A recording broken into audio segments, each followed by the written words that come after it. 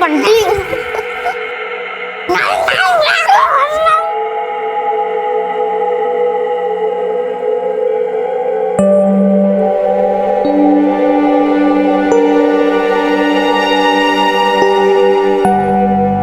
पापा, बंटी ज्यादा आइसक्रीम खा गया, मुझे और चाहिए। नहीं बेटा, फिर कभी, आज नहीं। बेटा आराम से बैठो। कितना मजा आता है। बस बस। कटारा बाइक में मैं तो दबी जाऊंगा।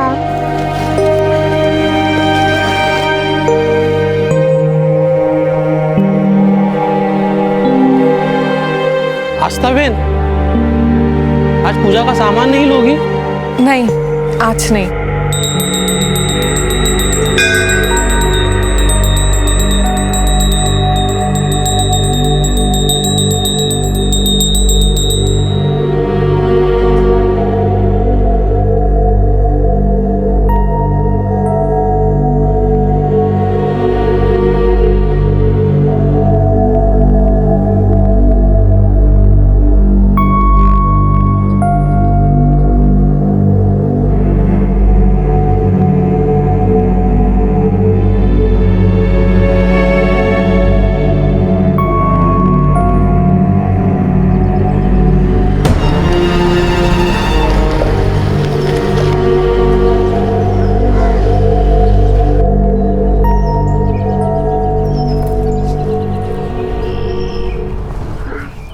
माँ बाप अपने बच्चों को सांसें देते हैं, लेकिन वो कौन सी वजह थी जिसने उन्हें अपने ही बच्चों की सांसें रोकने पर मजबूर कर दिया? कभी कभी हमें कुछ ऐसे मर्ज मिल जाते हैं जिन्हें अगर वक्त रहते ठीक नहीं किया जाए तो वो नासूर बन जाते हैं, और ये नासूर इतने गहरे हो जाते हैं कि बाद में उन्हें किसी दवा से भी नहीं भरा जा सकता।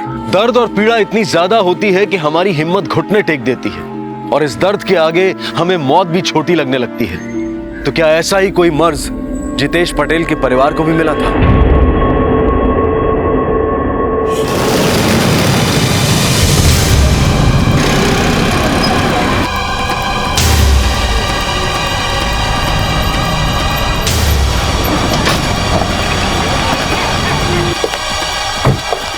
हट जाइए प्लीज यहाँ से। आप में से किसी ने इन्हें यहाँ देखा था इस हादसे से पहले? जी साहब, मैं पास ही से गुजर रहा था कि अचानक मुझे कुछ आवाज आई।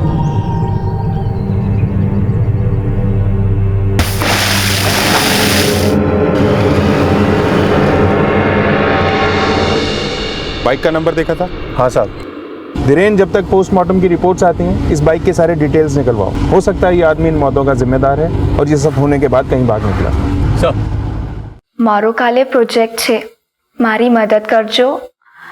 आप तो ऊपर से कुछ भी कर सकते हो ना, इतनी सी हेल्प कर दो। इसके बाद मम्मी को भी हेल्प करना है। अच्छा, अपने पापा से शिकायत हो रही है मेरी? अच्छा, कर ले खूब शिकायत कर ले तू। नहीं मम्मी, मैं आपकी कंप्लेन थोड़ी कर रही थी, मैं तो पापा से हेल्प मांग रही थी। ये लो, आ गए आपके कंपनी वाले। इनको बोलो ना नाइट शिफ्ट हटा के दिन की शिफ्ट कर ले। नहीं, अभी नहीं बेटा। वैसे भी थोड़े दिन बाद तू अपने पैरों पे खड़ी ही हो जाएगी।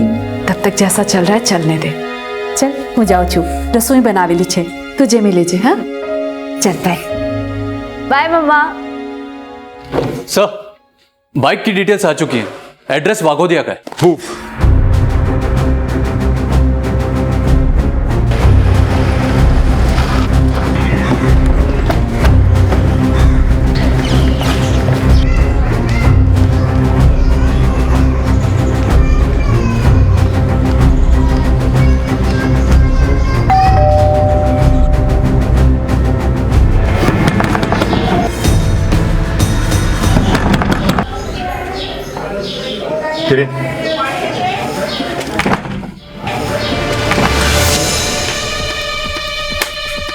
घर का कोना कोना छान मारो। सर,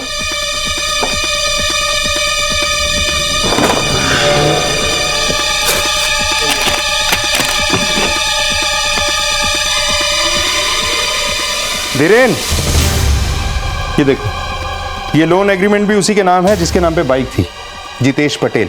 इस घर में हमें और भी इंपॉर्टेंट डॉक्यूमेंट मिल सकते हैं, अच्छी तरह से तलाशी लो। सर। सर, यहाँ आइए।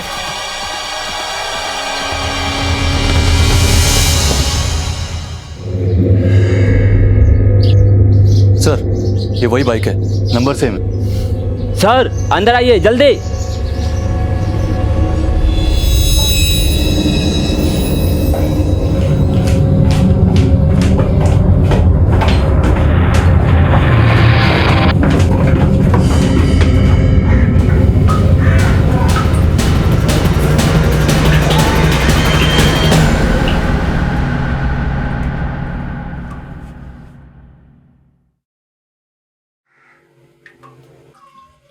जेबें चेक करो।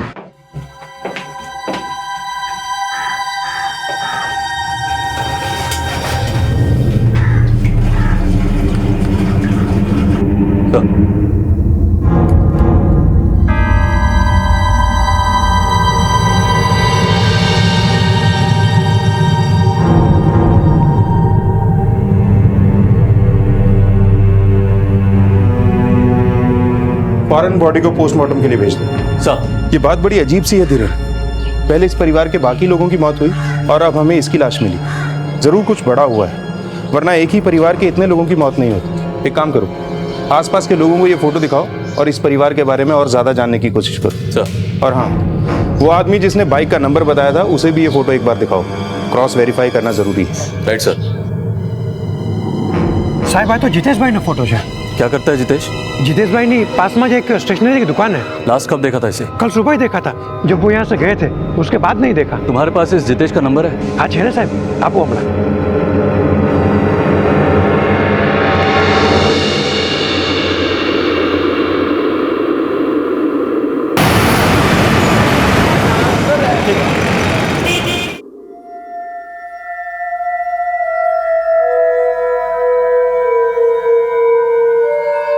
अरे आप लोगों ने इतना वक्त क्यों लगा दिया यहाँ आने में? ऑलरेडी बहुत देर हो चुकी है। ये देखो, ये स्पॉट दिख रहा है। आई थिंक सर्जरी की इमीडिएटली जरूरत है। लेकिन डॉक्टर साहब सर्जरी? सर इसमें कितना खर्चा आ जाएगा? करीबन 5 लाख के आसपास। 5 लाख? हाँ जी। इतना पैसा कहाँ से लेके आएंगे हम? आप लोन लीजिए ना, आजकल मेडिकल लोन आसानी से मिल जाता है। इतनी जल्दी हमें लोन कैसे मिलेगा? मैं एक एजेंसी को जानता हूँ, अगर आप चाहो तो। जी सर।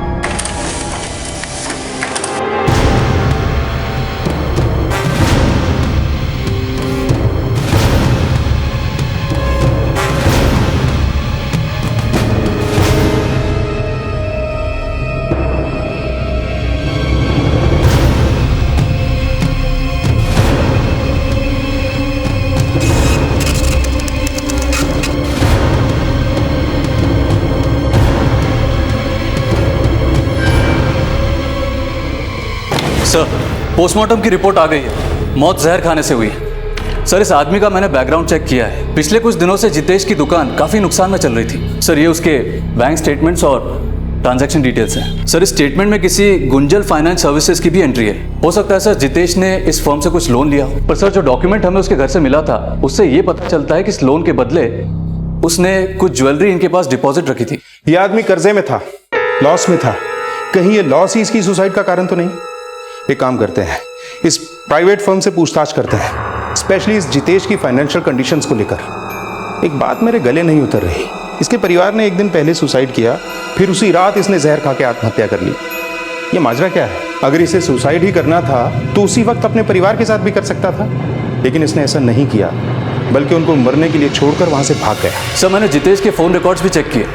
उसके परिवार के मरने के बाद उसके फोन की लोकेशन उसके घर की थी। रात को 11 बजे उसे किसी एक नंबर से फोन आया और पोस्टमार्टम रिपोर्ट के हिसाब से सुसाइड भी उसने उसी रात किया था, करीब 12 से 1 के बीच में। और सर, इस नंबर से उसे पहले भी कई बार फोन आ चुके हैं। इमीडिएटली इस नंबर पे कॉल करो। ये जो भी है उसे पूछताछ के लिए यहाँ बुलाओ। सर, मैंने इस नंबर पे फोन किया था लेकिन फोन स्विच ऑफ था। इस नंबर से जुड़ी हर डिटेल मंगाओ। इस तक हमारा पहुंचना बहुत जरूरी है। हो सकता है ये जितेश और उसके परिवार की मौत का राज जानता है।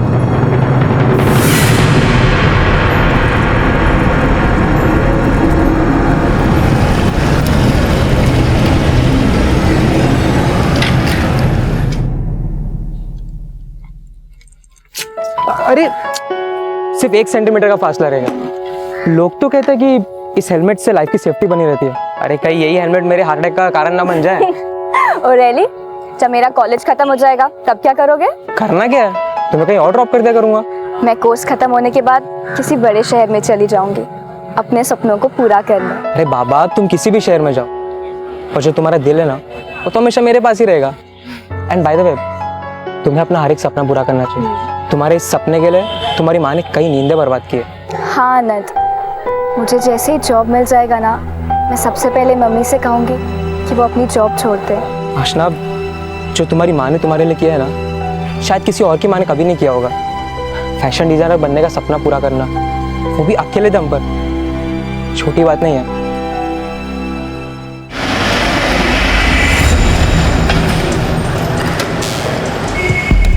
क्या जितेश नहीं रहा? साहब बहुत सारो मानस હતો। मेरे पास आया था तो बहुत मुसीबत में था। कितने का लोन लिया था जितेश ने? 5 लाख।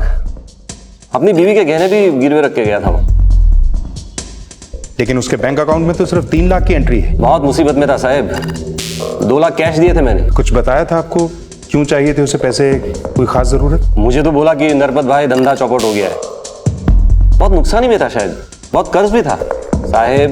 बच्चों की पढ़ाई तक के पैसे नहीं थे उसके पास। ओके सर, उस नंबर की डिटेल्स आ चुकी हैं।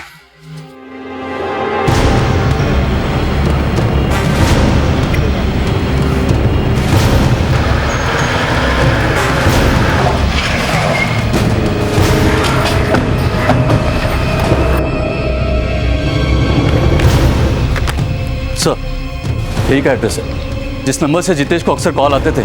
किसी कुंतल शाह के नाम से रजिस्टर्ड है। इस घर की अच्छे से तलाशी लेनी है। सारे कमरों की तलाशी लो।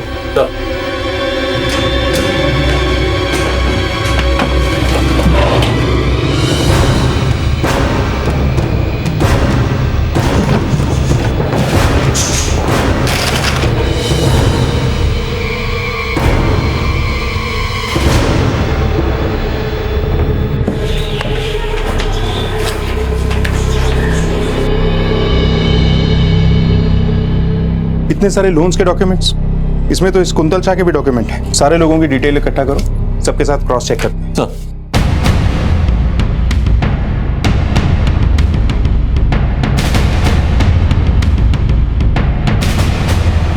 हेलो। हाँ हो जाएगा। मैं अभी जाता हूं।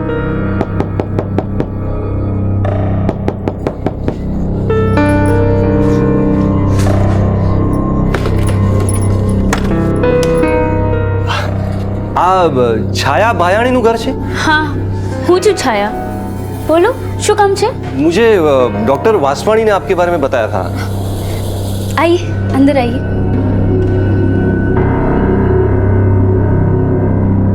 ये लीजिए, आपकी जरूरत के 5 लाख। તમે આમ જ 5 લાખ આપો છો? आप तो हमें जानते भी नहीं है। हम आपको नहीं जानते पर आपकी ज़रूरतों को, आपकी मजबूरियों को तो जानते हैं ना। देखिए, हमने ये फर्म इसीलिए खोला है कि ज़रूरतमंदों की जल्द से जल्द हर मदद कर सके। हम आप पे कोई एहसान नहीं कर रहे हैं। देखिए, जैसे बैंक आपको लोन देती है और उस रकम पर आपसे इंटरेस्ट वसूलती है, वैसे ही हम भी आपसे इंटरेस्ट लेंगे। फ़र्क सिर्फ इतना है कि बैंक में लोन पास करवाने में काफ़ी वक्त निकल जाता है और हमारी सर्विस काफ़ी फास्ट है, इसीलिए हमारा इंटरेस्ट 30% है। और इस पैसों के बदले में आप घर, जेवर कुछ भी गिरवे रख सकते हैं। उभारो बे ना छाया, अटली मोटी लोन हम रीपे कैसे करेंगे? लोकेश, इस वक्त मेरे लिए तुम्हारी सर्जरी से बढ़कर और कुछ भी नहीं है। क्या होगा, इंटरेस्ट ज़्यादा है ना, लेकिन वो हमारी ज़रूरत से बड़ा तो नहीं। और वैसे भी ये वक्त सवाल जवाब में वेस्ट करने का नहीं है।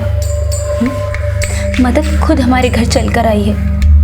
वो मुझे नहीं लगता कि हमें बिल्कुल भी टाइम वेस्ट करना चाहिए।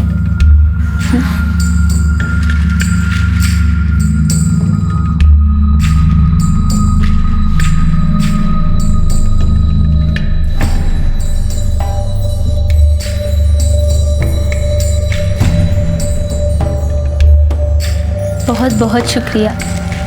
इतने कम वक्त में आपने हमारी इतनी मदद कर दी। एक मिनट, आप इस फॉर्म पर यहां पर साइन कर दीजिए। ये लीजिए, और आपके घर के पेपर्स मुझे दे दीजिए। आमतौर पर जब हम एक बैंक से अपने निजी खर्चों के लिए लोन लेते हैं तो हमें उस पर लगभग 14 से 16% का ब्याज भरना पड़ता है, और इस ब्याज को भरने के लिए एक तारीख मुकर्रर होती है। लेकिन अचानक इस तरह कोई किसी की मदद क्यों करना चाहता था? कौन था यह शख्स जिसने छाया के सारे डॉक्यूमेंट्स को वेरीफाई किए बिना ही उसे 5 लाख रुपए नकद दे दिए? सर्जरी तो सक्सेसफुल रही, पर अभी 7 दिनों तक पेशेंट को रेगुलर मॉनिटरिंग की जरूरत है, इसलिए अभी उनको डिस्चार्ज नहीं कर सकते। Thank you doctor.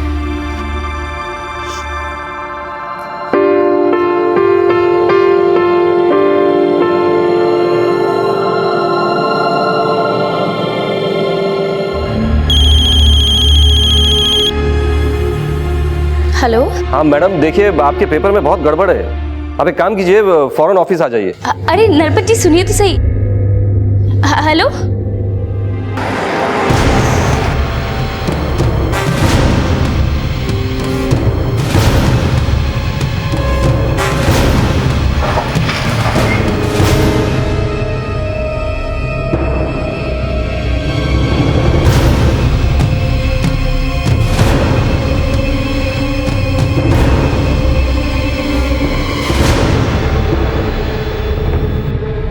सर, मैंने कुंतल शाह के बारे में पता लगाया। कुछ वक्त पहले उसकी ट्रेन एक्सीडेंट में मौत हो गई थी। सर, इन सभी फैमिलीज में एक चीज कॉमन है, सुसाइड। इन सभी के घरों को किसी और को बेच दिया गया क्योंकि पुराने लोग अपना कर्जा चुका नहीं पाए। धीरेन, इस पूरे मामले में मुझे कोई बड़ा खेल नजर आ रहा है। पहले जितेश पटेल, अब ये सारे लोग। कहीं इन सब ने डर के मारे तो सुसाइड नहीं कर लिया? हो सकता है सर। इस स्केच को बनाने में भी हमारी ज्यादा लोगों ने मदद नहीं की। बहुत लोग डरे हुए हैं सर। वो तो कुछ लोग थे जिन्होंने इस शख्स को उन घरों में आते जाते देखा है, इसलिए स्केच तैयार हो पाया। स्केच को चारों तरफ फैला दो, सारे पुलिस स्टेशन और सारे खबरियों को रेड अलर्ट पे डाल दो। कहीं से कोई भी खबर हमें इस आदमी तक पहुंचा सकती। सर,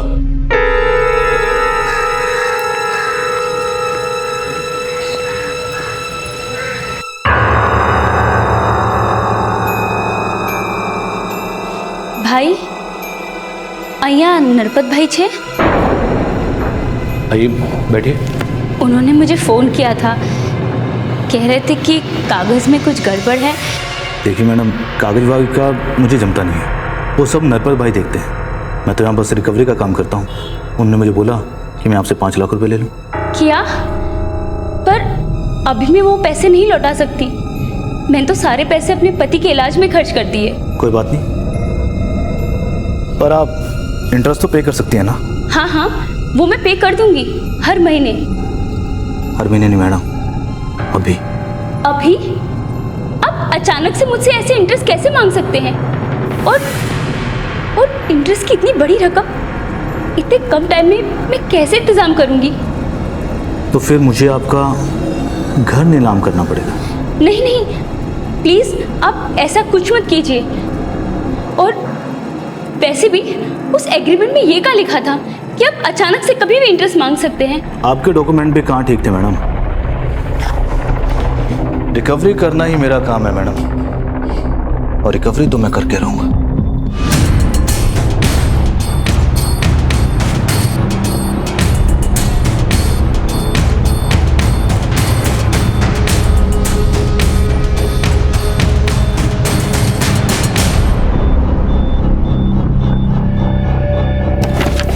सर, मैंने इस आदमी का पता लगाया। इसका नाम सत्ता है। लोग इसे सत्ता बाउंसर के नाम से भी जानते हैं। कुछ पुलिस स्टेशन से मुझे इसकी क्राइम हिस्ट्री मिली। ये कई बार जेल भी जा चुका है। आजकल सूदखोर इस सत्ता से अपने बकाया पैसे निकलवाने का काम भी लेते हैं। वो सारे डॉक्यूमेंट्स और डिटेल्स इस सत्ता को देते हैं और सत्ता उन सभी डिटेल्स को लेके अपनी स्टाइल से सारे पैसे निकलवाता है। सर, जितेश पटेल ने जिस नरपत से पैसे उधार लिए थे, वो नरपत भी इसके कांटेक्ट में था। ये सत्ता आप कहाँ है? सर, इसके बारे में तो किसी को कुछ नहीं पता, लेकिन मैंने अपने खबरियों को बोल दिया है, वो इसका पता लगाएंगे। इस नरपत को सर्विलेंस पे डाल दो। ये सत्ता और नरपत जरूर मिलेंगे, तभी हम इस सत्ता को पकड़ पाएंगे। बस बस बस। माँ, आज मेरा फाइनल प्रेजेंटेशन है। मैं आ बद्दी डिजाइन तमने जोईने बनावी छे। एक माँ जो दिन रात अपनी बेटी को आगे बढ़ाने के लिए जी जान से काम करती है। आई एम श्योर उन्हें मेरे डिज़ाइन ज़रूर पसंद आएंगे और मेरा एक बड़ी सी कंपनी के लिए कैंपस सिलेक्शन होगा। बस एक बार सिलेक्शन हो जाए ना, तब आपको काम करने की कोई ज़रूरत नहीं। खुश रह, मारा आशीर्वाद हमेशा तारे साथ ही छे।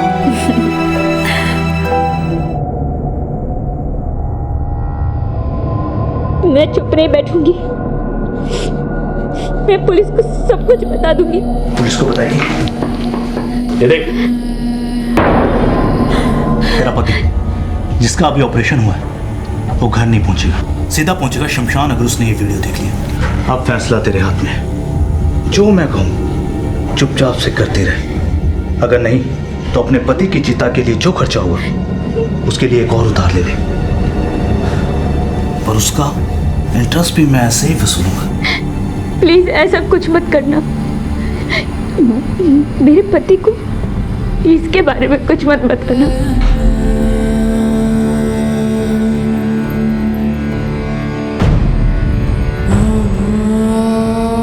तेरा पति जिसका अभी ऑपरेशन हुआ है वो घर नहीं पहुंचेगा, सीधा पहुंचेगा शमशान अगर उसने ये वीडियो देख लिया।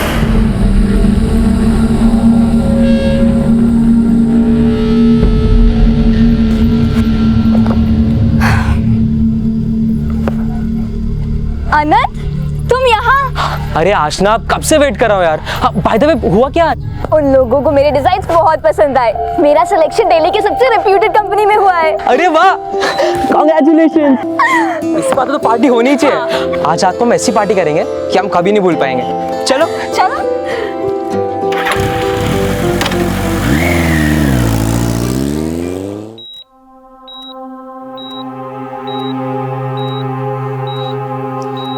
હવે કેવું લાગે છે?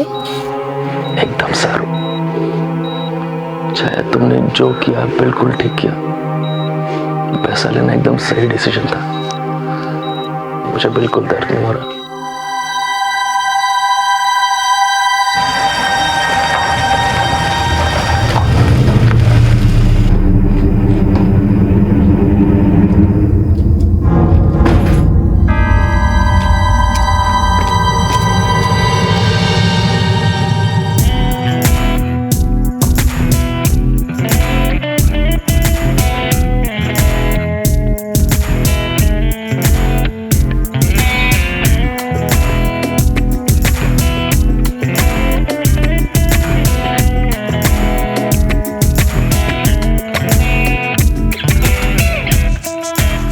हेलो सर, ये देखिए सर।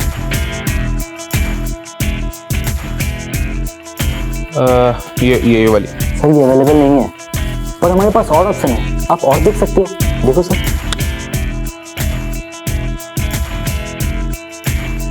ये चलेगी। आओ।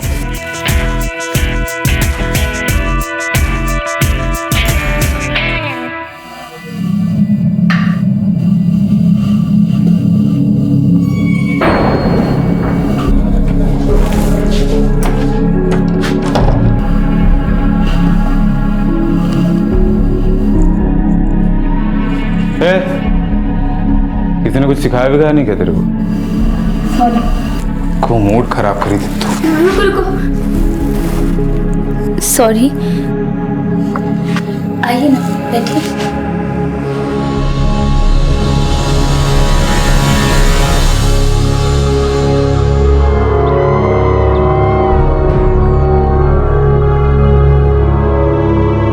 अक्सर जब हम बुरे वक्त और बुरे हालात से घिरे होते हैं तब हमारे अंदर एक बेचैनी होती है, एक बेचैनी कि कैसे इस हालात से जल्द बाहर निकला जाए। और इस बेचैनी में कभी कभी हम कुछ ऐसी गलतियां कर बैठते हैं जो हालात को बद से बदतर बना देती हैं। सत्ता और नरपत लोगों की इसी मजबूरी का फायदा उठाकर उन्हें एक ऐसे दलदल में धकेल देते थे कि जिसके बाद किसी के भी जीने की इच्छा ही खत्म हो जाए।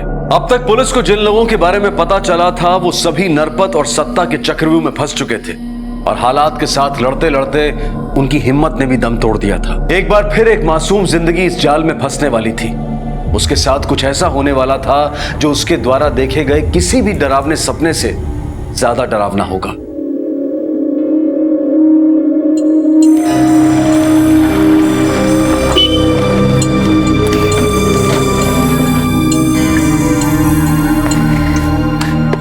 ये रेस्टोरेंट मेरे पापा ने बनवाया था।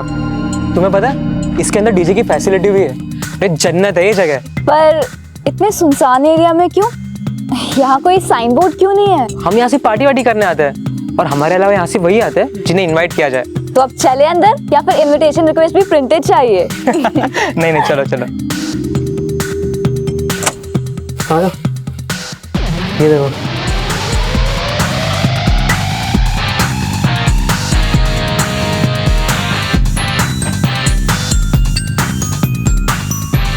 आनंद, ये सब लोग कौन है?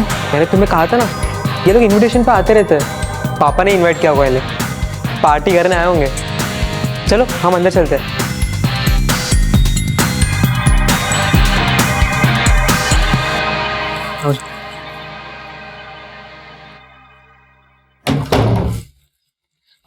तुम फ्रेश हो जाओ, मैं कॉफी लेकर आता हूँ।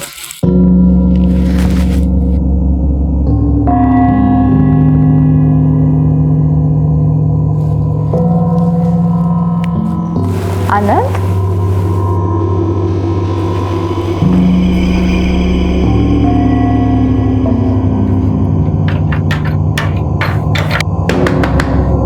आनंद, आनंद,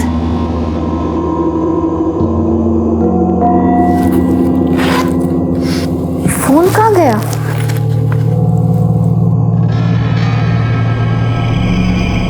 आप जिस नंबर को डायल कर रहे हैं वो इस समय स्विच्ड ऑफ है। Switched off?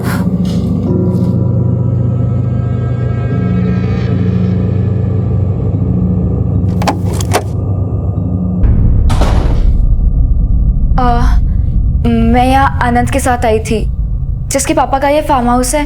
उसके बाप का नहीं, हम सबके बाप का। एक्चुअली बाप का नहीं, हम सबके बाप का घर है। क्या मतलब? मतलब ये कि तुम्हारा बॉयफ्रेंड तुम्हें नहीं दिखाई देगा, क्योंकि वो तुम्हें यहाँ जानबूझकर लेकर आया। क्या बकवास है ये? कौन हो तुम और आनंद कहाँ है? मैं कौन हूँ, क्या हूँ, कैसा हूँ, ये तुम डिटेल में जान जाओगे। तुम तो क्या, यहाँ की कई लड़कियां मुझे जानती हैं और औरतें भी। क्या बकवास है ये? तुझ पे तो मेरी नजर कई सालों से थी, पर अफसोस शिकार तेरी माँ का हुआ। तेरी माँ ने तेरी एजुकेशन के लिए हमसे लोन जो लिया था और बदले में हमने भी उसे एजुकेशन दे दी। अब तेरी बारी इस एग्जाम को पास करने की। तेरी माँ से तो हमने उस पैसे का काफी इंटरेस्ट वसूला, पर अब उसमें किसी की दिलचस्पी नहीं है। तू तो बहुत लकी निकली रहे। हमारे बॉस की तुझ में दिलचस्पी है, खास दिलचस्पी।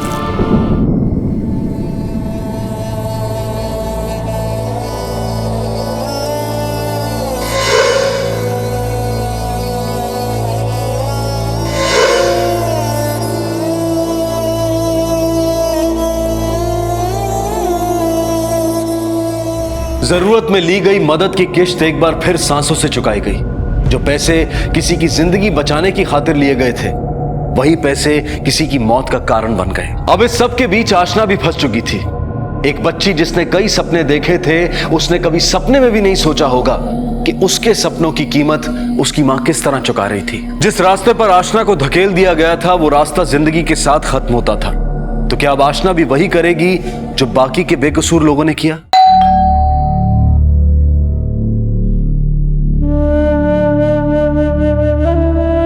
आशना, कहाँ रह गई थी तू? मैं कितनी देर से तेरा इंतजार कर रही हूँ। आशना क्या हुआ? तू रो क्यों रही है? मम्मी, મને દિલ્હીમાં કામ મળી ગયું છે। ये तो खुशी की बात है। फिर तू क्यों रो रही है? मेरा बच्चा, कंग्रेचुलेशन बच्चा।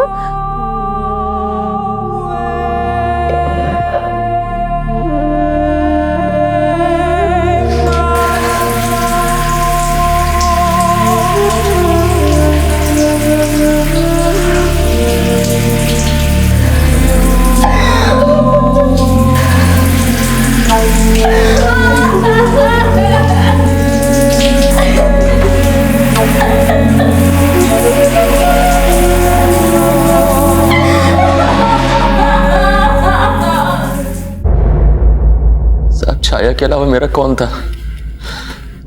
5 लाख रुपए लिए थे हमने नरपत से। छाया ने एक भी मिनट कुछ भी नहीं सोचा, बोला मुझसे ज्यादा उसे कुछ भी प्यारा नहीं है। ये नरपत से कैसे मिले आप लोग? यहाँ के डॉक्टर वासवानी ने उनको हमारा नंबर दिया था। फिर नरपत खुद घर पर आए और पैसे दिए। उसके बदले में उन्होंने हमारा घर गिरवी रखा था। क्या वासवानी लोगों को बड़ा उधार दिलाता है, वो भी ऑन द स्पॉट? हमारे साथ चल, बिना उधार लिए हम अच्छा इंटरेस्ट देते हैं। सर मैंने क्या किया? तूने क्या किया है क्या नहीं किया ये हम अच्छी तरह से जानते हैं। इज्जत से बता दे कि नरपत से तेरा कनेक्शन कैसे हुआ? नरपत मुझे 2% कमीशन देता था और मैंने जितने भी लोगों को उसके पास भेजा उसने सबका काम कर दिया और मुझे कमीशन भी टाइम पे भी मिला सर। तूने जितने लोगों को भी नरपत के पास भेजा ना, उनका काम नहीं हुआ बल्कि काम तमाम हो गया है। उल्टा लटका के तुझे इतना मारूंगा ना जितनी तूने इस धंधे से कमाई भी नहीं की होगी। सर मेरी बात सुनो सर। अब इस नरपत को उठाने का टाइम आ गया है। चल। अरे साहब मैंने सुकाम चल। मैं शो करी साहब। अरे चल, कॉल करने का कोई फायदा नहीं है। फिलहाल तो आउट ऑफ नेटवर्क एरिया में जाने वाला है। चल।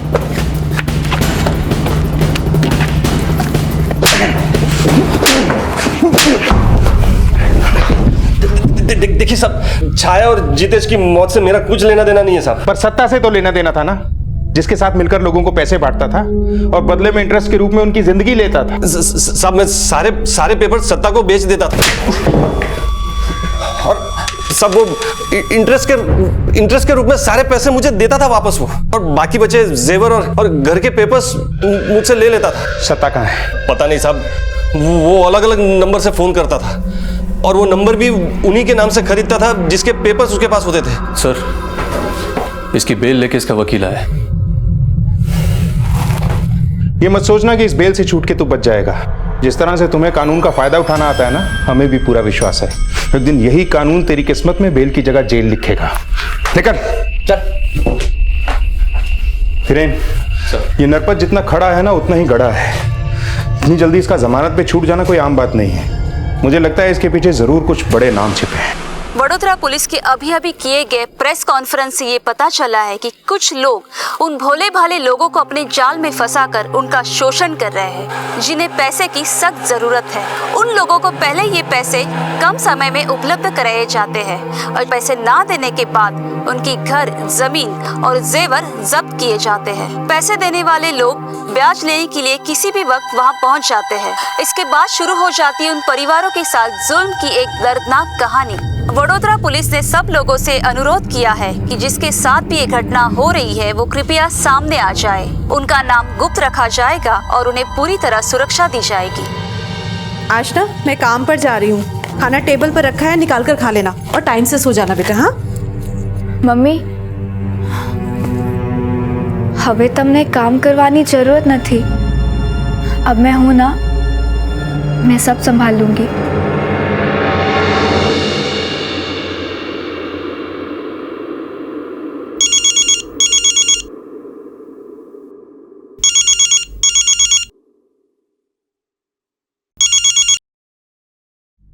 अभी के अभी अड्डे पर आ जाओ, बॉस खुद तुमसे मिलना चाहते हैं।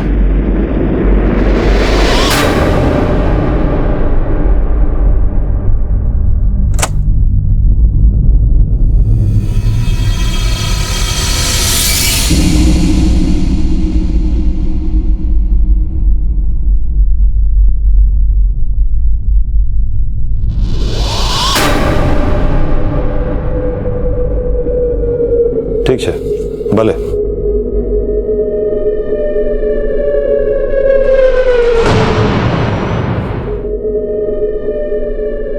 કેમ ચાલે છે બધું સત્તા તમારા શિવાજી? स्टूडियो में हमारे साथ मौजूद है नेताजी अमोघ मजेटिया जी। મને આ સાંભળીને બહુ ખરાબ લાગ્યું કે ખેડૂતના 3 પરિવારોએ એક સાથે આત્મહત્યા કરી दी थी। जो कुछ भी हुआ वो बहुत दुखद था। हम इस पर शोक व्यक्त करते हैं।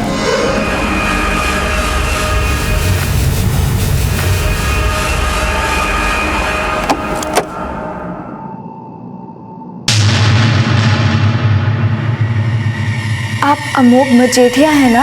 अरे वाह, मुझे नहीं पता था कि मेरा इतना क्रेज है आजकल की बच्चियों में, इसीलिए तो मुझे तुम्हारी जैसी पढ़ी लिखी लड़कियां इतनी पसंद है।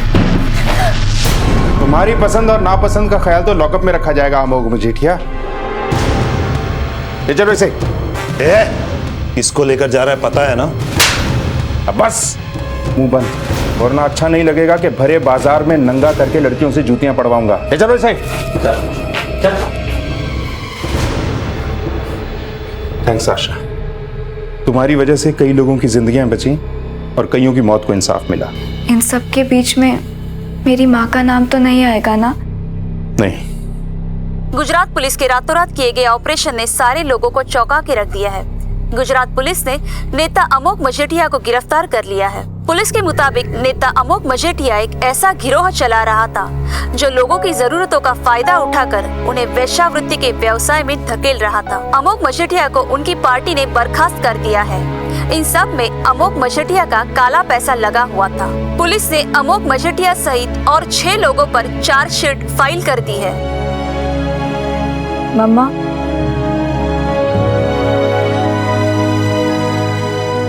डेली चले?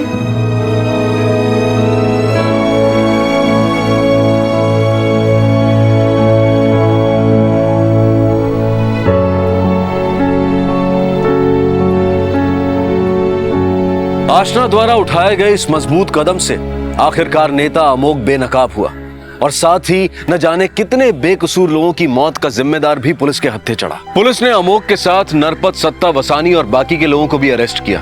अमोघ और सत्ता पर आईपीसी की धारा 376 के तहत बलात्कार के चार्जेस लगाए गए हैं और इन सभी पर ठगी और धोखाधड़ी का भी केस बना है। हमारे आसपास ऐसे कई आपराधिक मंसूबों वाले लोग हैं जो इस ताक में रहते हैं कि वो कब और किस तरह किसी की मजबूरी का फायदा उठा सके। इसलिए बिना पढ़े किसी भी डॉक्यूमेंट पर साइन करना एक बहुत बड़ी गलती में तब्दील हो सकता है। जो सिग्नेचर हम ये सोचकर करते हैं कि इसके बाद हमारी जिंदगी की तकलीफें दूर हो जाएंगी, लेकिन वहीं एक गलत सिग्नेचर आपकी जिंदगी को मुसीबतों से घेर भी सकता है। अब मैं अनूप सोनी आपसे विदा लेता हूं। फिर मुलाकात होगी अगले एपिसोड में एक और चौंका देने वाले केस के साथ। तब तक अपना और अपने परिवार का ख्याल रखें और देखते रहें क्राइम पेट्रोल डायल 100। सबक एक को सीख हम सबको। जय। भैया ये सब्जी लीजिए, दीदी ने खास आपके लिए बनाई है।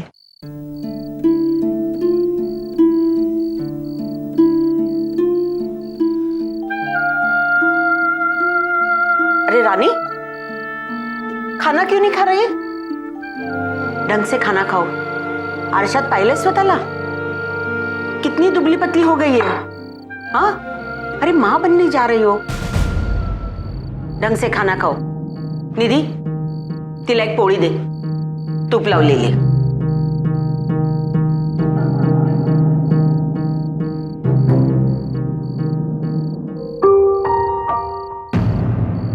चलो जल्दी से सो जाओ।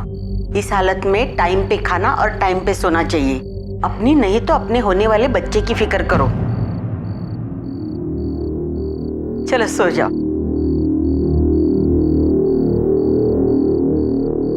रानी, तुमने सुना नहीं मैंने क्या कहा? लाइट बंद करो और जल्दी से सो जाओ।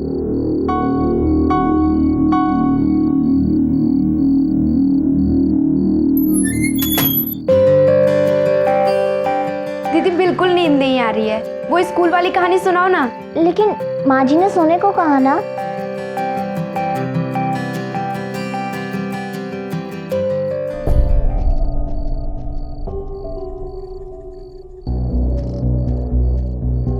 जैसे उसने पीछे देखा ना, टीचर वहाँ सामने खड़ा था।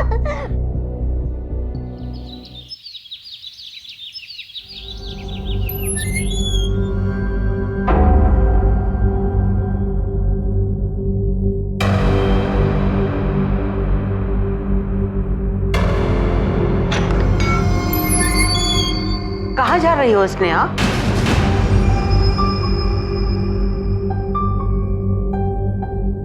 मैं पूछ रही हूँ स्नेहा, कहाँ जा रही हो? मैं वो, अरे स्नेहा तुम बाहर कहाँ जा रही हो?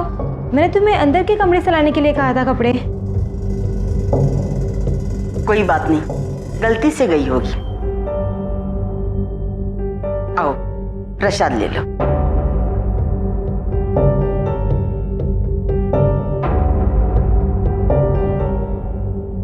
रानी कहाँ है? वो अंदर कमरे में। ठीक है।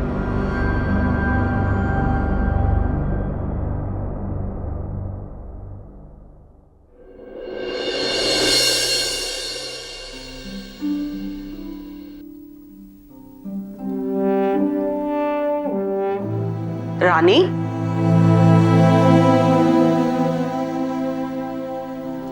आज का दिन तेरे लिए बहुत ही खास है।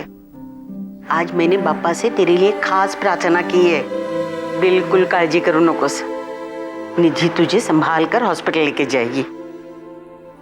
ले प्रसाद ले ले।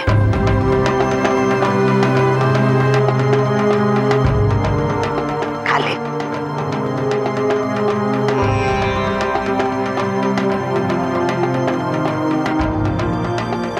भारत में लड़कियों के लिए शादी करने की कानूनन उम्र 18 साल है, लेकिन इस घर में 4 नाबालिग लड़कियां गर्भावस्था में रह रही थी। सवाल था क्यों? इतनी कम उम्र की लड़कियों का गर्भवती होना एक गंभीर विषय था।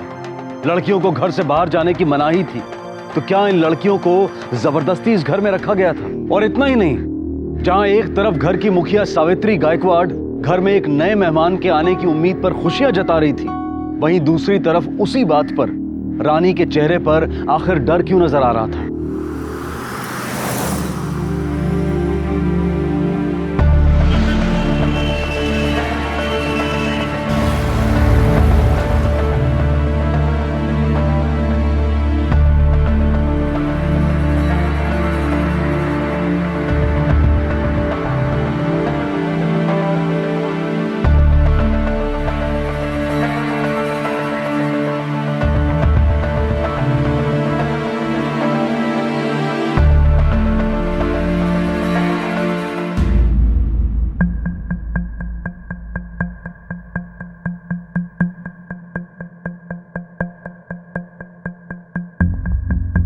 लड़का है।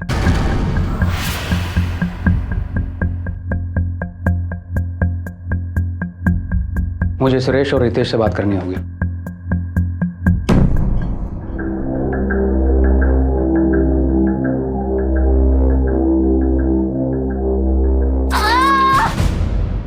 रितेश, ये तो निधि की आवाज है। ये यहां लाने से पहले ही मर चुकी थी। डॉक्टर, इस लड़की की उम्र क्या रही होगी? 16-17 साल?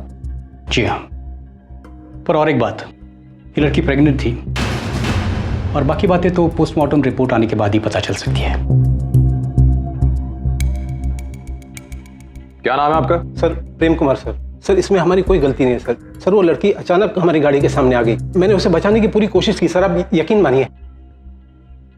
ठीक है, अभी आप जा सकते हैं, लेकिन अगर बाद में जरूरत पड़ेगी तो आप लोगों को यहाँ आना पड़ेगा। ठीक है सर। हिराम, इनका स्टेटमेंट लिख लो और जहां पर एक्सीडेंट हुआ है वहां पर जाकर लोगों से पूछताछ करो और देखो क्या पता चलता है। Okay sir.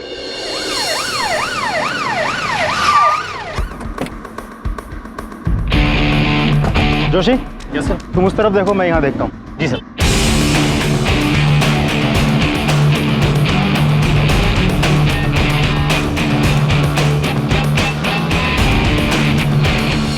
कल रात को इस लड़की का एक्सीडेंट हुआ था यहाँ, कुछ बता सकते हो? हाँ साहब, ऐसा हुआ कि कल रात जब मैं दुकान बंद करके जा रहा था तभी वो लड़की भागी आई। शायद कुछ लोग उसका पीछा कर रहे थे। तुमने उन लोगों को देखा था जो उस लड़की का पीछा कर रहे थे?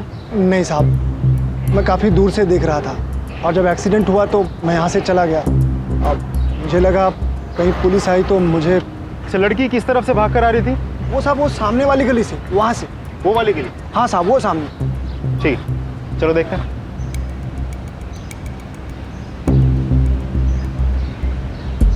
लड़की इस तरफ से भाग के आई थी।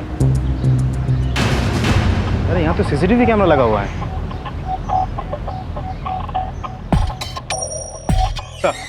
जिस जगह पर एक्सीडेंट हुआ था वह बिल्कुल पास के एक बिल्डिंग में सीसीटीवी कैमरा लगा हुआ है।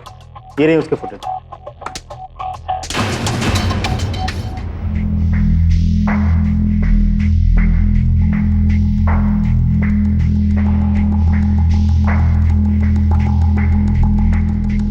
इसमें तो किसी की शक्ल नजर नहीं आ रही, लेकिन हमें इन दोनों आदमियों को ढूंढना बहुत जरूरी है, क्योंकि एक प्रेग्नेंट लड़की, वो भी नाबालिग, जान बचाकर भाग रही थी। आखिर ऐसा क्या किया था इन दोनों लोगों ने? अच्छा, इस लाश की पहचान हुई? कौन है लड़की? नहीं सर, आसपास के पुलिस स्टेशन में भी तस्वीर भेजी गई थी, लेकिन कोई इन्फॉर्मेशन नहीं मिली। शालू दीदी। हाँ बोलो। शालू दीदी। हाँ बोलो ना। ये रानी दीदी कहाँ है? अब वो वापस क्यों नहीं आई? और ये निधि दीदी को भी सिर पे चोट लगी है। क्या हो रहा है ये सब? कुछ नहीं स्नेहा, रानी कहीं गई है ना, वो आ जाएगी वापस, तुम चिंता मत करो। क्या बातें हो रही है?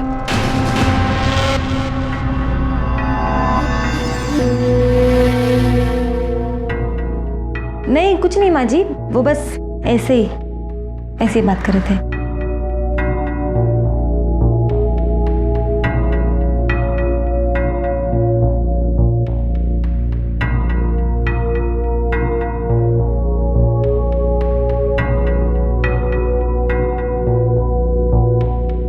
पोस्टमार्टम रिपोर्ट सर, हमने सब जगह पता कर लिया, सब जगह पूछताछ कर ली, लेकिन किसी को भी इस लड़की के बारे में कुछ भी नहीं पता। श्रीराम, इस तरह तो इस केस को सॉल्व करना मुश्किल हो जाएगा।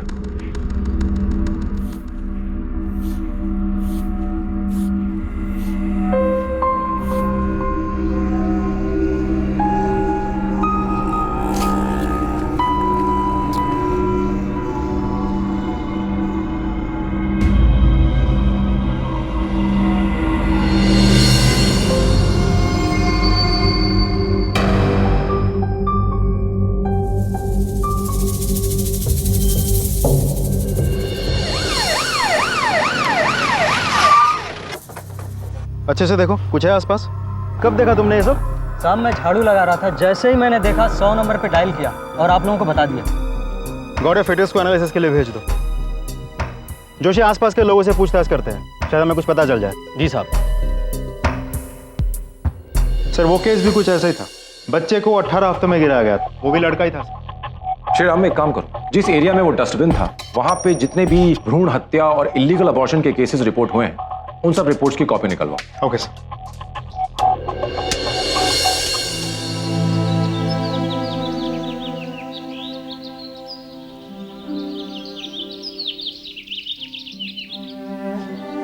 परी, बच्चे का ध्यान रखना, ठीक है? और तुम्हारा भी।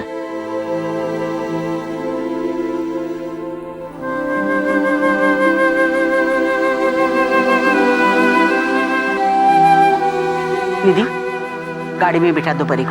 चलो चलो जल्दी करो, लेट हो रहा है। चलो।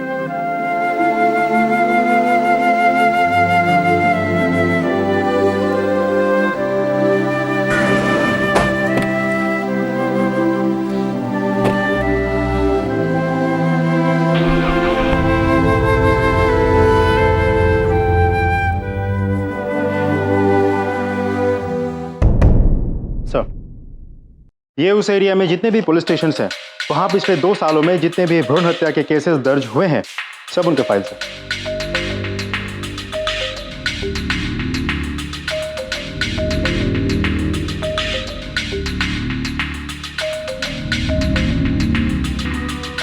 इन सारे केसेस में जितनी भी अबॉर्शंस हुए हैं, सब लड़कों के हुए। ये कन्या भ्रूण हत्या के बारे में तो मैंने बहुत सुना था, पर यह तो मामला उल्टा ही है। कोई तो है, कोई इंसान, कोई संगठन या फिर कोई समुदाय जो ये भ्रूण हत्याएं जानबूझ के करवा रहे हैं। अच्छा, जहां जहां से तुमने इस केसेस की फाइल निकलवाई, वहां पर इन केसेस का क्या स्टेटस था? सभी कोल्ड केसेस हैं सर। अच्छा श्रीराम, आज से कुछ महीने पहले एक लड़की का एक्सीडेंट हुआ था, याद है? जो किसी से जान बचाकर भाग रही थी। उसके गर्भ में भी तो एक लड़का था। बिल्कुल सर। जो भी हो, कहीं ना कहीं सेक्स डिटर्मिनेशन हो रहा है। एक काम करो श्रीराम, तुम एक टीम रेडी करो और सबको यहाँ मीटिंग के लिए बुलाओ 1 घंटे में। Sir, I have a plan. Okay sir.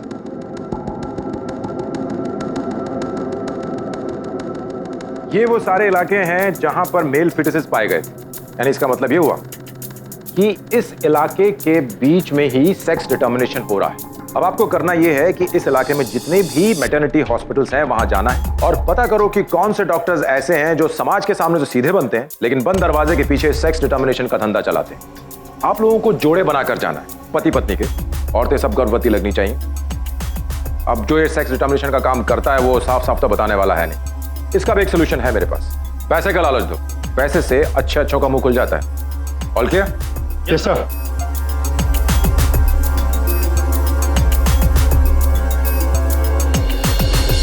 Police के सामने एक बड़ा खुलासा हुआ था, एक अनसुना और असाधारण मामला। इतने बड़े पैमाने पर मेल फीटिसाइड यानी कि नर भ्रूण हत्याएं की जा रही थी। पुलिस के लिए यह बेहद चौंकाने वाला मामला था। लेकिन ऐसी अनसुनी घटना की आखिर वजह क्या थी? सिर्फ मेल फीटस का मिलना। इस बात में दो राय नहीं थी कि इस इलाके में सेक्स डिटर्मिनेशन यानी कि लिंग निर्धारण किया जा रहा था, जबकि हमारे देश में बच्चे का सेक्स डिटर्मिनेशन करना कानूनन अपराध है। हमारे देश में कुछ समुदाय ऐसे हैं जहां लड़कियों को लड़कों से ज्यादा महत्व दिया जाता है, दहेज लड़कों को देना पड़ता है। तो ऐसे में कुछ परिवार लड़कों को एक बोझ की तरह से देख सकते हैं। तो क्या इस सब के पीछे ऐसे ही किसी समुदाय के लोगों का हाथ था, या फिर कोई अंधविश्वासी बलि चढ़ाने के नाम पर इस जुर्म को एक सोचे समझे तरीके से अंजाम दे रहा था? आखिर ऐसी कौन सी वजह थी जो इतनी घिनौनी और ऐसी असाधारण हरकत के लिए लोगों को उकसा रही थी?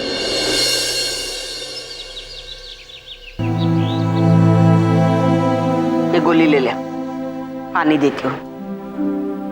जब पेट से होते हैं ना तो ऐसा दर्द होता ही है। अपने बच्चे के लिए ऐसी तकलीफ तो सहनी पड़ती है।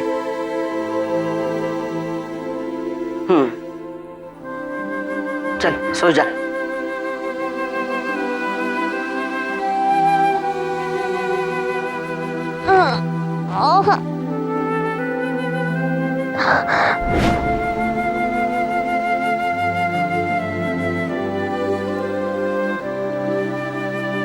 स्नेहा भात खाच्छिस ना केनो? माँ बेटे बेहतर होचे। क्या हुआ मेरी बेटी को? बाबा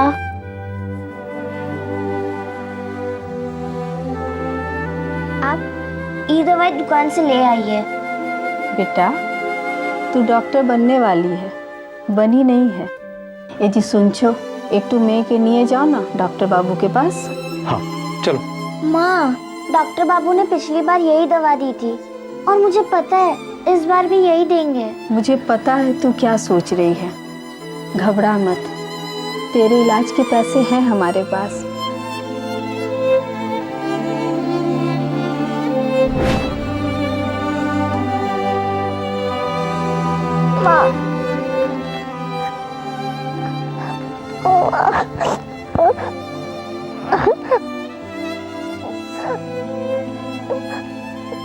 डॉक्टर साहब हमारे पास पैसों की कोई कमी नहीं है, घर में लक्ष्मी है, हमारी एक बिटिया है। हमें बस एक बेटा चाहिए जो हमारे परिवार का नाम आगे बढ़ाए। तो हम दोनों की विनती है, बस टेस्ट करवा के हमें इतना बता दीजिए कि हमें बेटा होगा या बेटी। देखिए आप जो करना चाहते हैं वो इलीगल है, गैर कानूनी है। हमारे यहाँ ये नहीं होता। आप प्लीज़ यहाँ से जा सकते हैं। अगर आप एक बार कोशिश करके देख लेते प्लीज़। नहीं बोला ना, ये नहीं हो सकता। ठीक है चलो।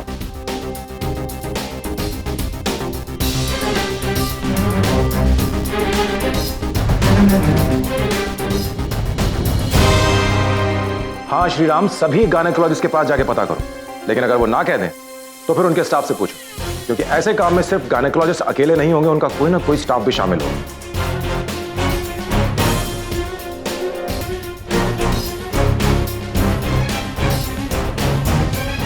अच्छा ठीक है।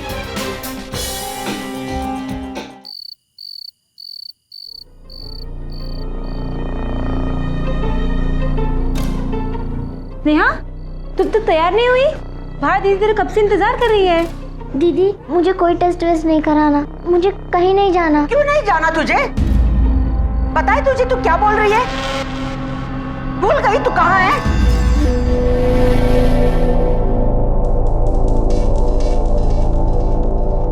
क्यों गुस्सा दिलाती है तू मुझे? तुझे पता है ना मैं जो कुछ कर रही है तेरे भले के लिए कर रही हूँ। भगवान करे तू भी इस दुनिया में एक छोटी सी नन्ही सी परी को लेकर आए। समझ गई ना तू? जा जाकर तैयार हो जा।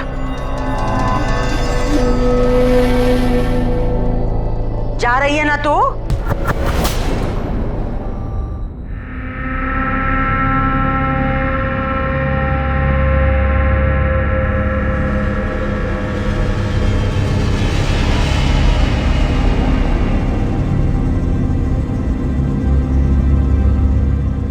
मुबारक हो, लड़की है, फिक्र की कोई बात नहीं। थैंक यू डॉक्टर साहब।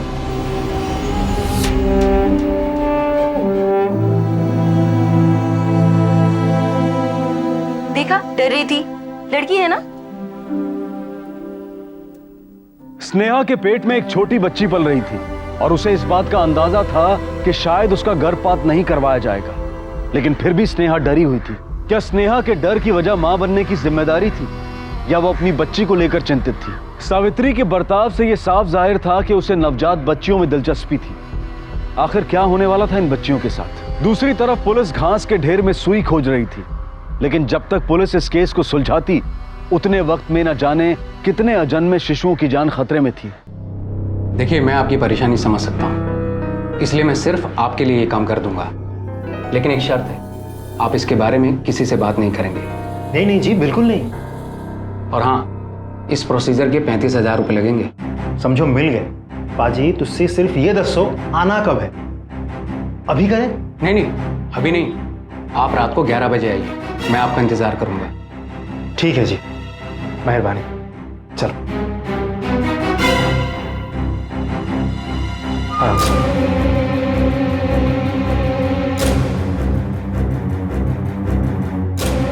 सर, रात के 11 बजे बुलाए हमें, 35,000 मांगे हैं। ये डॉक्टर साहब MBBS और MD की डिग्री लेके बैठे हैं, आज इनको एक और डिग्री देते हैं। आइए आइए। डॉक्टर साहब, आप अकेले ही हो क्या? आपके साथ और कोई नहीं है? हाँ, अभी तो मैं ही हूँ। वैसे इसके लिए मैं खास स्टाफ रखता हूँ, लेकिन आज जरा वो छुट्टी पे है। लेकिन आप टेंशन मत लीजिए। मैडम, आप लेट जाइए प्लीज।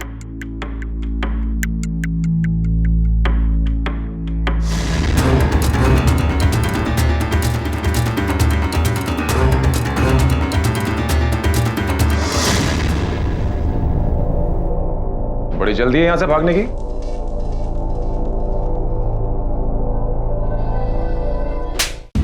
मैंने क्या किया सर? बता, तेरा इलीगल धंधा कब से चल रहा है? कौन सा धंधा सर? सर, आज पहली बारी किया और आपने पकड़ लिया सर। सॉरी सर, गलती हो गई, माफ कर दीजिए। पहली बार गलती हुई है? डॉक्टर, तू सच बता दे, नहीं तो तेरी इस डिग्री के साथ एक और डिग्री जोड़ दूंगा, 3rd डिग्री। बोलता है क्या? नहीं सर, दो साल से सर, दो साल से। सेक्स डिटर्मिनेशन और अबॉर्शन दोनों इलीगल तरीके से पिछले 2 साल से करता आ रहा है तू। और तूने जिन जिन लोगों के अबॉर्शन किए हैं उन सब ने हमें स्टेटमेंट दिया है, सब ने तेरा नाम लिया है, इसलिए झूठ बोलने की कोशिश मत करना। सच बता, सच बता। क्या बताऊं सर, वो मुझे तो बस काम के पैसे मिलते थे, वो मेरे पास कस्टमर लेकर आता था। वो कौन? सर, वो विजय सर, विजय लेकर आता था सर। और सर, वो प्रेग्नेंट लड़की को लेकर आता था, उसका बच्चे का सेक्स डिटर्मिनेशन करवाता था, और लड़का होता तो अबॉर्शन के लिए कहता था, और लड़की होती तो वो वापस चला जाता था सर। कौन है विजय? विजय एक कंपाउंडर है सर, स्टार हॉस्पिटल में काम करता है, और इस काम के पैसे भी मुझे वही देता है सर। कहां मिलेगा विजय अभी?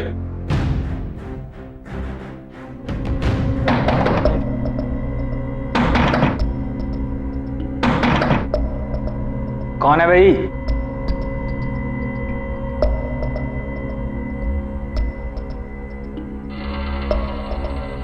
विजय, चल चल चल चल। सब मैंने कुछ नहीं किया साहब। देख बेटा, हम जानते हैं कि तू अकेला नहीं है, इसलिए भलाई इसी में है कि तू सब सच सच बता दे। अब आप क्या बोल रहे हो? मुझे कुछ समझ नहीं आ रहा साहब। देख, अगर तू हमारे साथ कोऑपरेट नहीं करना चाहता है मत कर, तेरी मर्जी, लेकिन फिर तुझे जेल में जाने से कोई नहीं रोक पाएगा। लेकिन हाँ, अगर तू हमारी मदद करेगा ना तो हम तुझे सरकारी गवाह बना लेंगे, और फिर हो सकता है तेरी सजा कुछ कम हो जाए, या फिर तेरी सजा माफ भी हो सकती है। सोच ले। क्यों, मदद करेगा ना?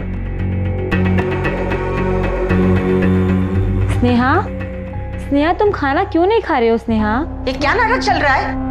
हाँ, तुम तुम दोनों घर में लक्ष्मी लाने वाली हो, इसलिए मैं बहुत खुश हूँ। मेरे खुशियों पे पानी मत फेरना, समझे? इतनी सेवा कर रही हो, ख्याल रख रही हो, तेरा नाटक चल रहा है।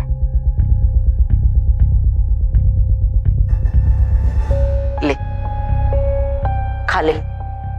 देख, मैं तुझे चोट पहुंचाना नहीं चाहती, तू मुझे इसके लिए मजबूर भी मत करना।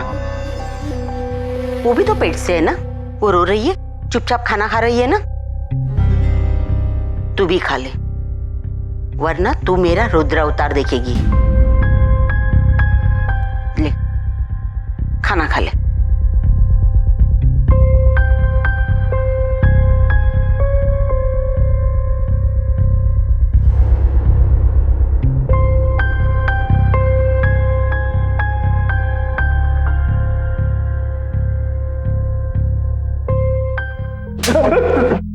सच सच बता। कुछ बताया सर? नहीं सर। नहीं, ऐसे नहीं बताया गई। मैं बताता हूँ साहब, मैं सब बताता हूँ साहब। बोल। ये सबके पीछे एक बबीता नाम की औरत है साहब। बबीता ही मेरे को फोन करके बताती थी कि लड़की कब आने वाली होती थी। डॉक्टर साहब को तैयार करके उनकी मदद करना, उनको पैसे देना, ये सब मेरा काम था साहब। बबीता का आदमी मेरे को आकर पेमेंट देता था। ये बबीता कहाँ मिलेगी इस वक्त?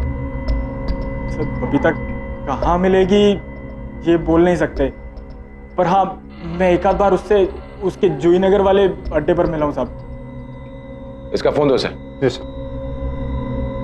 ये ले। चल बबीता को फोन लगा और उससे पूछ के कहाँ है वो इस वक्त। स्पीकर पर डाल।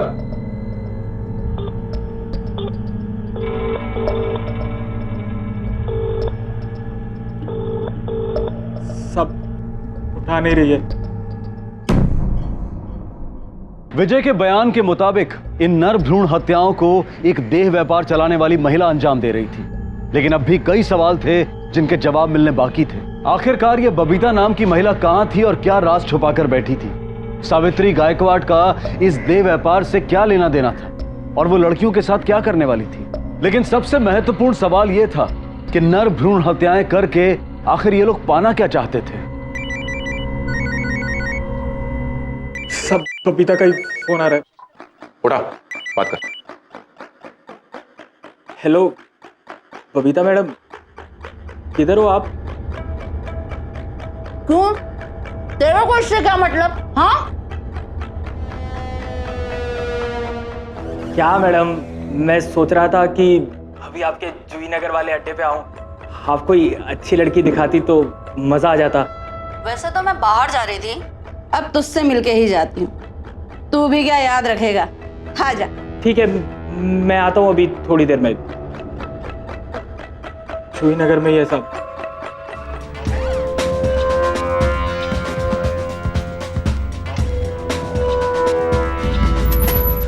पकड़ लो इसे। क्या? चले, मैंने क्या किया? जितने कमरे सब पे छापा मारो, जल्दी।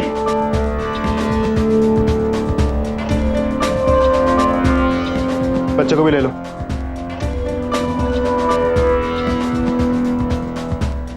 चल बता, सच क्या है? साहब, कुछ मांडुली, आप बस बोलो, इस केस को यहीं पर सेटल करते हैं ना? अच्छा, विजय को जानती है? उसने तेरे कारनामों के बारे में सब कुछ बता दिया है। देख, जो कुछ भी जानती है ना, सच सच बता दे, भलाई इसी में है तेरी। क्या साहब, आप कुछ भी बोलते हो? मैं धंधा चलाती हूँ, सब कुछ सावधानी से करती हूँ। वो विजय, वो जो कुछ कह रहा है ना, वही करता होगा। मेरा उससे कोई लेना देना नहीं है।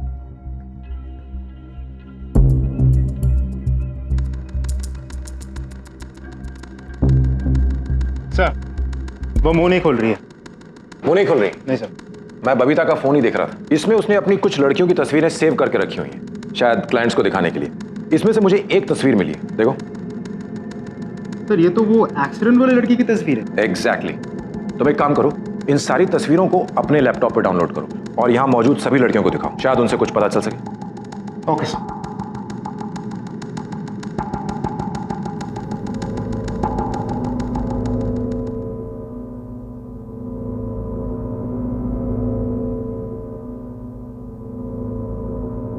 इस लड़की को पहचानती हो? हाँ। हमें बता सकती हो लड़की कहाँ मिलेगी?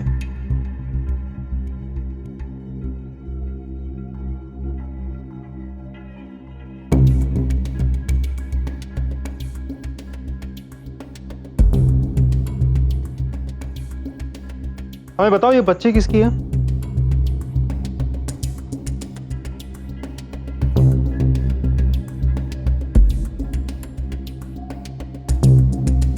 बेटा डरो मत, इधर आओ।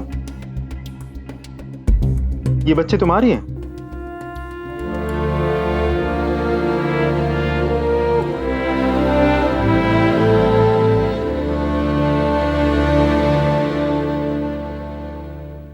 देखो बेटा, जो भी बात है हमें साफ साफ बताओ, घबराने की जरूरत नहीं है। डरो मत, तुम्हें और तुम्हारे बच्चे को कुछ नहीं होगा। बताओ। वो मैं और बाकी लड़कियां।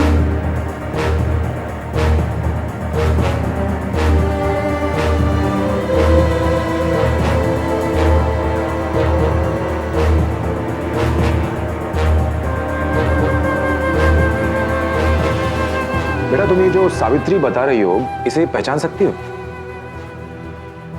श्रीराम सर, एक स्केच आर्टिस्ट अरेंज करो और इनके साथ बैठकर के सावित्री और उसके परिवार वालों का एक स्केच बनाओ। उसके बाद ये स्केचेस बबीता के सामने रखो, देखते हैं फिर उसकी जबान कैसे नहीं खुलती।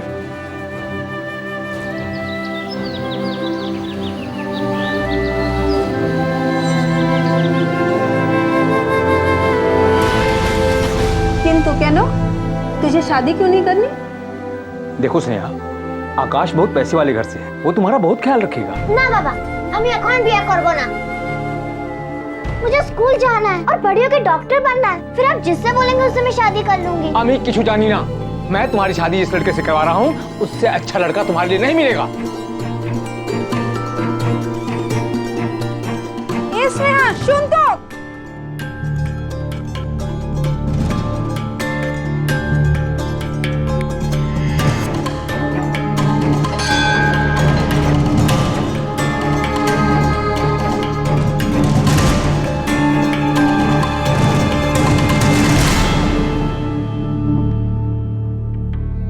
बेटा क्या बात है, तुम बहुत परेशान दिख रहे हैं। ये लो प्रसाद खाओ।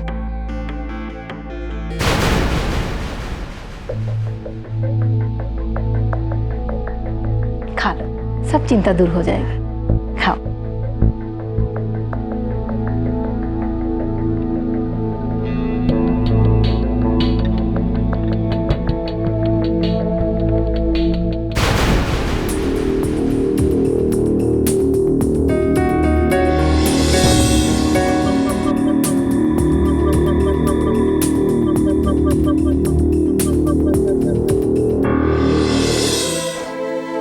अरे स्नेहा, तुम यहाँ क्या कर रही हो? दीदी, कुछ समय के लिए मुझे अकेला छोड़ दीजिए।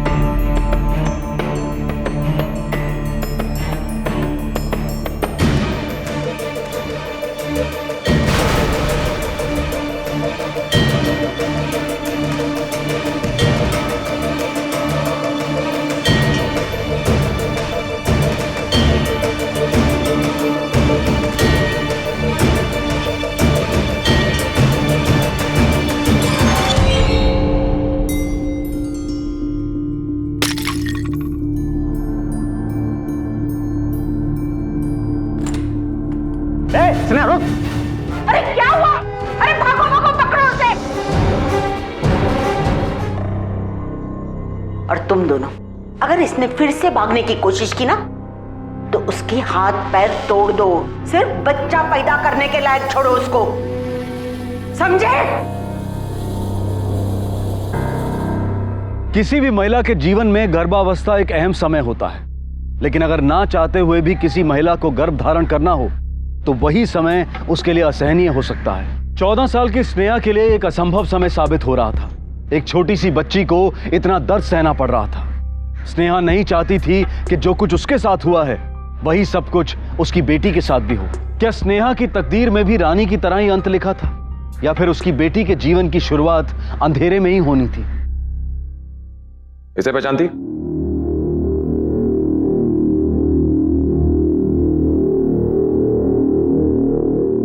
तेरे मोबाइल से कुछ लड़कियों की तस्वीरें मिली हैं।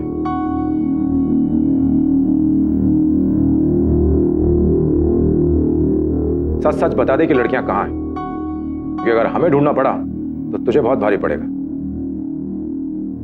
क्योंकि हम उन्हें ढूंढ तो लेंगे ही, लेकिन तू जिंदगी भर जेल में सड़ेगी। इसलिए सच सच बता दे। साहब मैं अलग अलग जगह से धंधा चलाती हूँ। मेरे नीचे कई मैनेजर लोग भी रखे हुए हैं। कभी कभी लापरवाही की वजह से कोई लड़की पेट से हो जाती है तो हम उसे गायकवाड़ के घर भेज देते थे। सावित्री मेरी पुरानी दोस्त है। मैं उसे प्रेग्नेंट लड़कियों को रखने के लिए पैसे देती थी और चौथे महीने बाद हम विजय के जरिए उनकी सोनोग्राफी करवाते थे। अगर लड़का रहा होता तो हम उसे वहीं गिरवा देते थे, क्योंकि उससे हमें कोई फ़ायदा नहीं होता था, और लड़कियों को हम रख लेते थे। लड़कियों के बड़े हो जाने पर हम उन्हें बाहर बेच देते थे। 10-12 साल की कमली लड़की का बाहर गाँव में अच्छा दाम मिलता है साहब। अच्छा इन्वेस्टमेंट है साहब, इसलिए हम उनकी बच्चियों को पालते हैं। अब ये बता कि सावित्री का घर कहां है?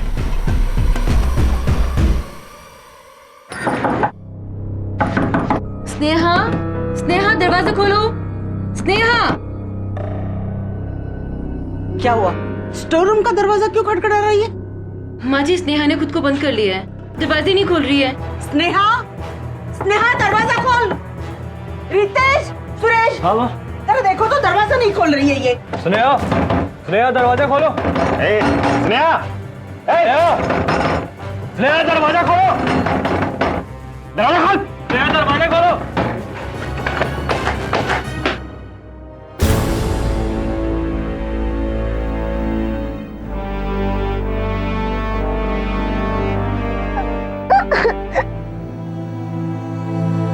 सर, लड़कियों को महिला आश्रम छोड़ दिया गया और उनसे उनके घरों का पता लेकर लोकल पुलिस स्टेशन में खबर कर दी गई है। Very good Shreya.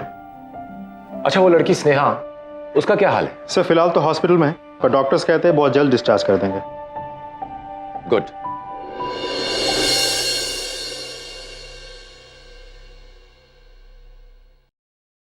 स्नेहा, स्नेहा, देखो कौन आया।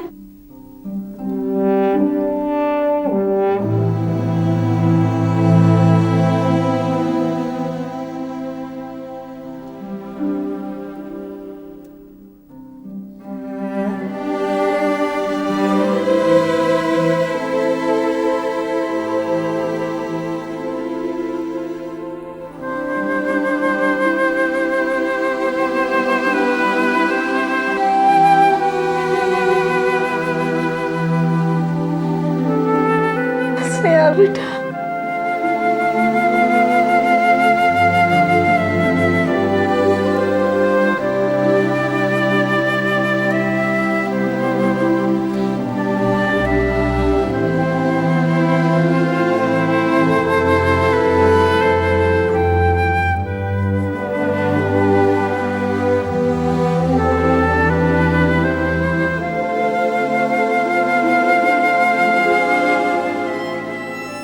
पहली नजर में देखने पर जो साफ नर भ्रूण हत्या का मामला दिखाई दे रहा था, उसके राज खुलने पर जैसे एक के बाद एक जुर्म की परतें निकलती गई। अपहरण, देह व्यापार, सेक्स डिटर्मिनेशन, गैर कानूनी तौर पर गर्भपात, नाबालिग बच्चियों का शोषण। इस केस ने इन सभी घिनौने अपराधों का जैसे पिटारा खोल कर रख दिया। बबीता, सावित्री और उसके साथी इस वक्त पुलिस की हिरासत में हैं और उन्हें अपने इस जुर्म के लिए कड़ी सजा मिलने की उम्मीद है। गौर करने वाली बात यह है कि ऐसे न जाने और कितने देह व्यापार के कारोबार देश में गुप्त रूप से चलते हैं और उन लड़कियों की आवाज कई बार कानून के कानों तक पहुंच ही नहीं पाती। कितने परिवार ऐसे होते हैं जो देह व्यापार में घिरी अपनी बेटियों के साथ पूरी तरह से संपर्क तोड़ देते हैं और उन लड़कियों के पास देह बाजार में रहने के अलावा और कोई रास्ता नहीं बचता। एक तरफ देवी की तरह पूजा और दूसरी तरफ उसके साथ ये सब। हम सब के लिए ये सोचने वाली बात है। इसी विचार के साथ मैं अनूप सोनी आपसे विदा लेता हूं। फिर मुलाकात होगी अगले एपिसोड में और खुलासा करेंगे एक और जुर्म का। तब तक अपना और अपने परिवार का ख्याल रखें और देखते रहें क्राइम पेट्रोल डायल 100। सबक एक को सीख हम सबको। जय हिंद। इस तरह के और भी एपिसोड देखने के लिए हमारे चैनल को सब्सक्राइब करें और बेल आइकन दबाना ना भूलें।